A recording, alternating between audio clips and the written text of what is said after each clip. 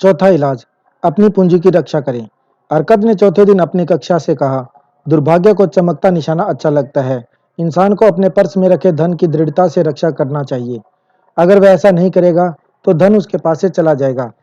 इसीलिए समझदारी इसी में है कि पहले हम छोटी रकम को सुरक्षित रखना सीखें। तभी देवताओं को यह विश्वास होगा कि हम बड़ी रकम को सुरक्षित रख पाएंगे। जिसके पास भी धन होता है, उसके सामने बहुत से प्रलोभन आते हैं। उसे कई ऐसे अवसर ललचाते हैं जब उसे लगता है कि वह बहुत अच्छी योजनाओं में निवेश करके बहुत लाभ कमा सकता है। अक्सर उसके मित्र और रिश्तेदार ऐसे निवेशों में उत्साह से प्रवेश करते हैं और उसे भी ऐसा ही करने के लिए प्रेरित करते हैं। निवेश का पहला दमदार सिद्धांत है आपके मूलधन की सुरक्षा। अगर मूलधन के चले जाने का खतरा हो तो क्या ज्यादा कमाई के लालच में पड़ना समझदारी है? मुझे इसमें जरा भी समझदारी नजर नहीं आती है। अगर आप इतना बड़ा जोखिम उठाते हैं तो इसकी सजा यह होगी कि शायद आप अपना मूलधन भी गंवा दें। आपकी जमा पूंजी का निवेश करने से पहले सावधानी से जांच पड़ताल करें।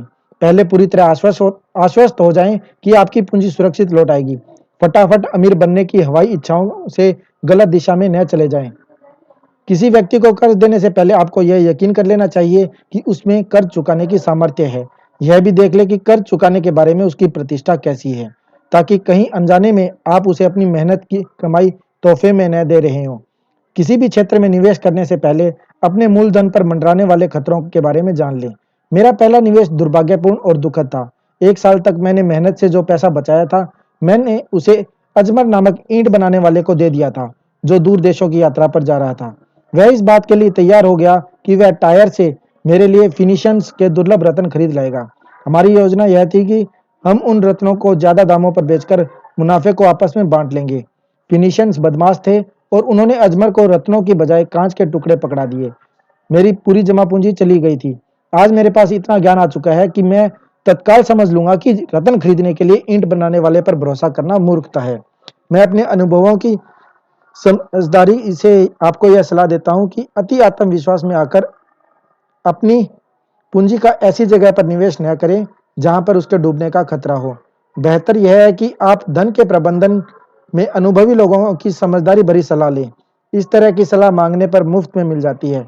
हो सकता है यह सलाह उतनी ही मूल्यवान साबित हो जितनी रकम का आप निवेश करने जा रहे हैं।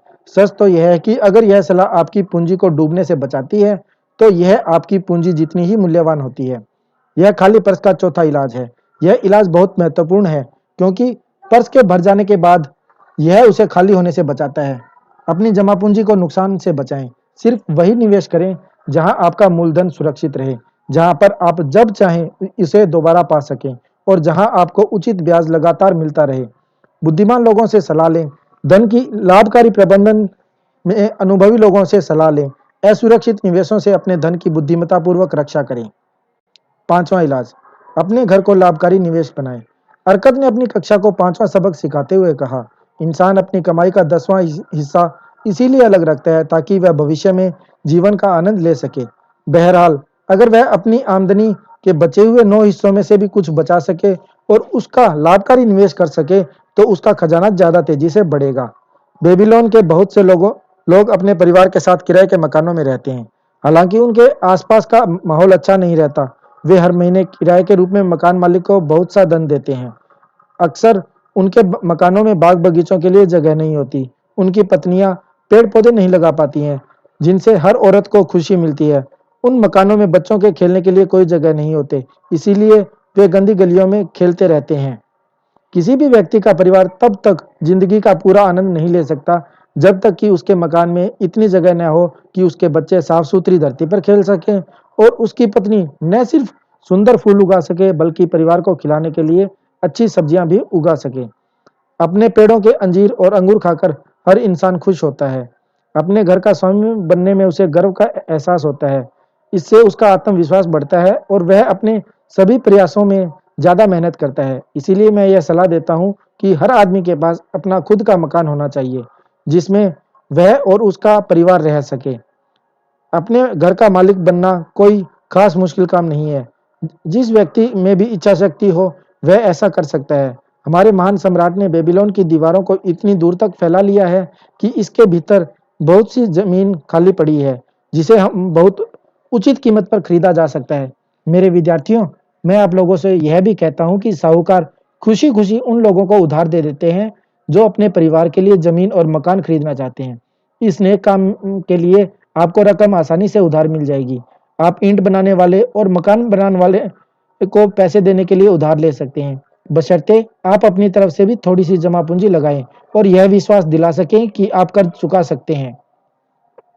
तब आपको सच्ची खुशी का एहसास होगा, क्योंकि आप एक बहुमूल्य जायदाद के स्वामी बन जाएंगे और उस पर आपका इकलौता खर्च यह होगा कि आपको सम्राट को टैक्स देना होगा। इसके अलावा आपकी पत्नी आपके कपड़े धोने के लिए ज्यादा बार नदी तक जाएगी, ताकि हर बार लौटते समय वह पौधों में डालने के लिए मशक पानी ला सके। इस तरह गृहस्वामी बनने वाले व्यक्ति को बहुत से लाभ होते हैं। इससे उसका खर्च भी बहुत कम हो जाता है, जिससे उसकी आमदनी का अधिक हिस्सा उसकी इच्छाओं की संतुष्टि तथा आनंद के लिए उपलब्ध होता है। यह खाली पर्स का 5वां इलाज है, अपने घर के मालिक बने। 6वां इलाज, भावी आमदनी सुनिश्चित करें। अरकत ने अपनी कक्षा को 6वें दिन संबोधित करते हुए कहा कि हर व्यक्ति की जिंदगी बचपन से बुढ़ापे की तरफ चलती है। यह जिंदगी का मार्ग है और इस पर हर एक को चलना पड़ता है, जब तक कि देवता उसे असमय ही अपने पास न बुला ले। इसीलिए मैं आपसे कहता हूं कि इंसान को अपने भविष्य या बुढ़ापे के लिए उचित आमदनी की व्यवस्था कर लेना चाहिए। इसके अलावा उसे इस बात की भी व्यवस्था कर लेना चाहिए कि अगर वह इस दुनिया में न रहे तो भी उसके परिवार को सहारा तथा आराम मिलता रहे। आज का सबक आपको सिखाएगा कि बुढ़ापे में भी आपका पर्स कैसे भरा रह सकता है। धन के नियमों के ज्ञान से जो व्यक्ति धन इकट्ठा कर लेता है, उसे अपने भविष्य के बारे में विचार करना चाहिए। उसे कुछ ऐसे निवेशों की योजना बनाना चाहिए जो कई साल तक सुरक्षित रूप से बढ़ते रहें और जरूरत के समय काम आए, जिसकी उसने समझदारी से पहले की ही कल्पना कर ली थी। इंसान कई तरीकों से अपने भविष्य के लिए धन सुरक्षित रख सकता है। वह अपने खजाने को किसी गुप्त जगह पर जमीन में गाड़ सकता है, परंतु चाहे खजाने को कितना भी चतुराई से छिपाया गया हो, अंत में चोर उसे लूट कर ले जाएंगे। इस वजह से मैं इस योजना की सलाह नहीं देता हूँ। भविष्य के लिए धन सुरक्षित रखने के उद्देश्य से इंसान घर या जमीन खरीद सकता है। अगर समझदारी से घर या जमीन को चुना जाए ताकि भविष्य में भी उसकी उपयोगिता और मूल्य में वृद्धि हो, तो ऐसा करना लाभकारी है। भविष्य में इस जायदाद को बेचकर अपने लक्ष्य को हासिल किया जा सकता है।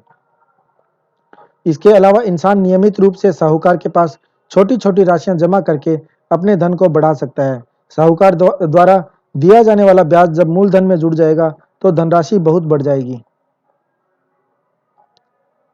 मैं अंसान नाम के मोची को जानता हूँ। कुछ समय पहले उसने मुझे बताया था कि 8 साल से हर सप्ताह वह साहूकार के पास चांदी के 2 सिक्के जमा कर रहा है।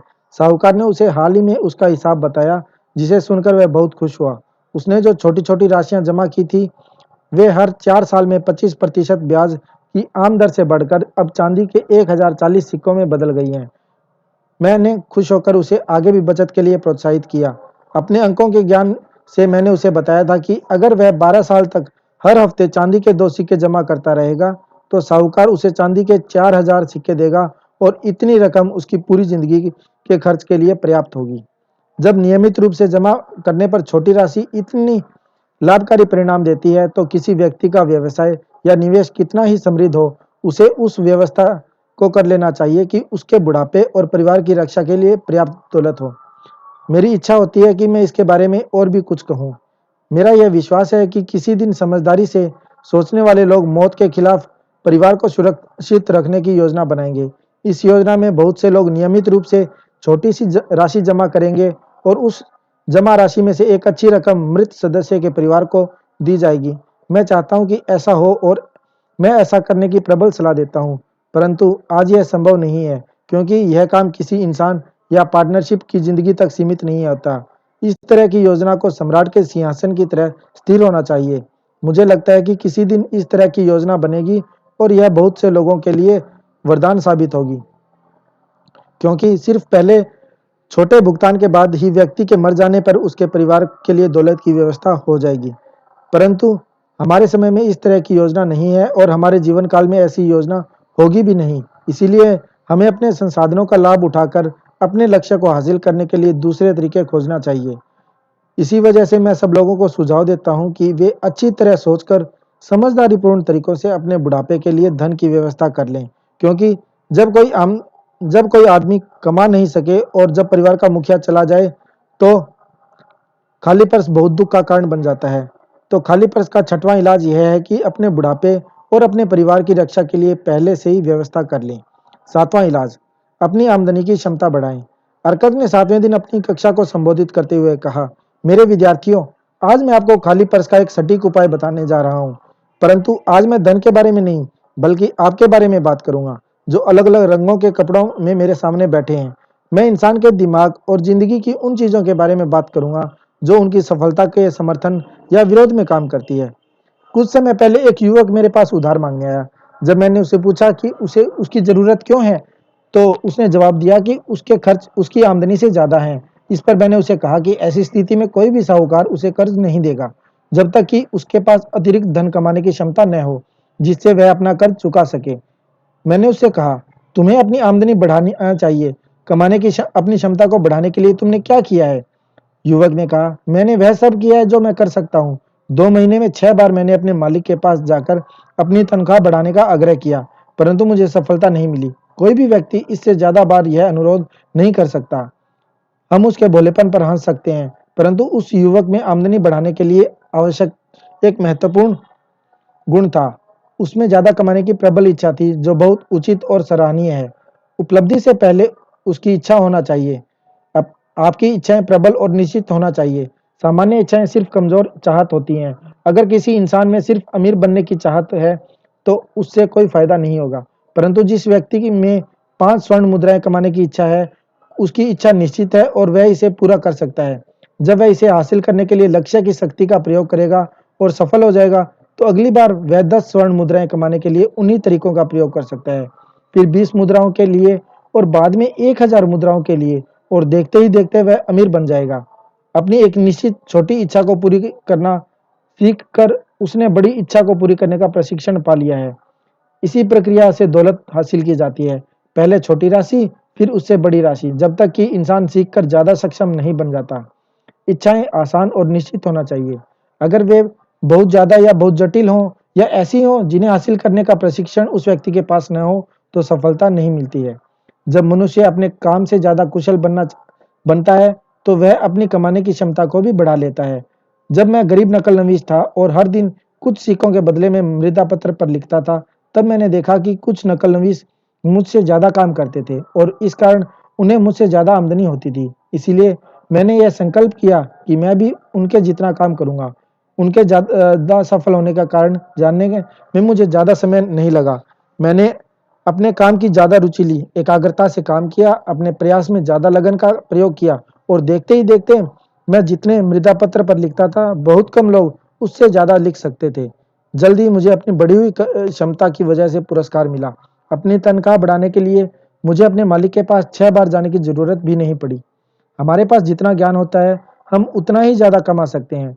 जो व्यक्ति अपनी कला में ज्यादा निपुणता हासिल करने की कोशिश करता है, उसे उसके अच्छे पुरस्कार मिलते हैं। अगर वह कारीगर है, तो वह अपने व्यवसाय में सर्वाधिक योग्य व्यक्ति से सीख सकता है। अगर वह कानून या उपचार के क्षेत्र में मेहनत करता है, तो वह अपने व्यवसाय के बाकी लोगों से विचार विमर्श कर सकता है या उनकी सलाह ले सकता है। अगर वह व्यापारी है, तो वह लगातार अच्छी चीजों की तलाश कर सकता है जिन्हें कम कीमत पर खरीदा जा सके। मनुष्यों की स्थितियां हमेशा बदलती हैं और सुधरती रहती हैं, क्योंकि बुद्धिमान लोग नई योग्यताएं सीखते रहते हैं ताकि वे बेहतर ढंग से उनकी सेवा कर सकें, जिनके संरक्षण पर उनकी प्रगति निर्भर है। इसीलिए मैं सभी व्यक्तियों से यह आग्रह करता हूं कि वे प्रगति की पहली कतार में खड़े रहें और स्थिर न रहें, क्योंकि स्थिर खड़े रहने पर वे पीछे रह जाएंगे। बहुत सी चीजें इंसान की जिंदगी को लाभकारी अनुभवों से समृद्ध बनाती हैं। अगर किसी व्यक्ति में आत्मसम्मान है, तो उसे नीचे दिए गए काम करना चाहिए। उसे अपना कर्ज यथासंभव शीघ्रता से चुकाना चाहिए और ऐसी चीजें नहीं खरीदनी चाहिए जिनका वह भुगतान न कर पाए। उसे अपने परिवार की अच्छी देखभाल करनी चाहिए ताकि वे उसके बारे में अच्छे विचार रखें और अच्छी बातें कहें। उसे अपनी वसीयत कर देनी चाहिए ताकि जब देवता उसे अपने पास बुला लें, तो उसकी जायदाद का उचित और गरिमापूर्ण बंटवारा हो सके। उसे दुर्भाग्य के शिकार लोगों पर दया करना चाहिए और तार्किक सीमाओं के भीतर उनकी मदद करना चाहिए। उसे अपने प्रियजनों के प्रति विचारपूर्वक काम करना चाहिए। इस तरह खाली पर्स का 7वां और अंतिम इलाज है अपनी शक्तियों का विकास करना, अधिक बुद्धिमान तथा योग्य बनने के लिए अध्ययन करना, आत्मसम्मान से काम करना, ऐसे करने पर आप में यह आत्मविश्वास आ जाएगा कि आप सावधानीपूर्वक सोची गई इच्छाओं को पूरा कर सकते हैं। तो खाली पर्स के 7 इलाज ये हैं जो मैंने लंबे और सफल जीवन के अनुभव से सीखे हैं। मैं दौलत चाहने वाले सभी लोगों को इन पर अमल करने का आग्रह करता हूँ। मेरे मित्रों, बेबीलोन में इतना सोना भरा पड़ा है जिसकी आप कल्पना भी नहीं कर सकते हैं। यहाँ पर सिक्के सबके लिए प्रचुर दौलत है। आगे बढ़ें और इन सच्चाइयों पर अमल करें ताकि आप समृद्ध और दौलतमंद बन सकें जो आपका अधिकार है। आगे बढ़ें और इन सच्चाइयों को दूसरों लोगों को भी सिखाएं ताकि हमारे सम्राट का हर सम्मानित नागरिक हमारे प्रिय शहर की अपार दौलत के सहभागी बन सके। Thank you for watching this video.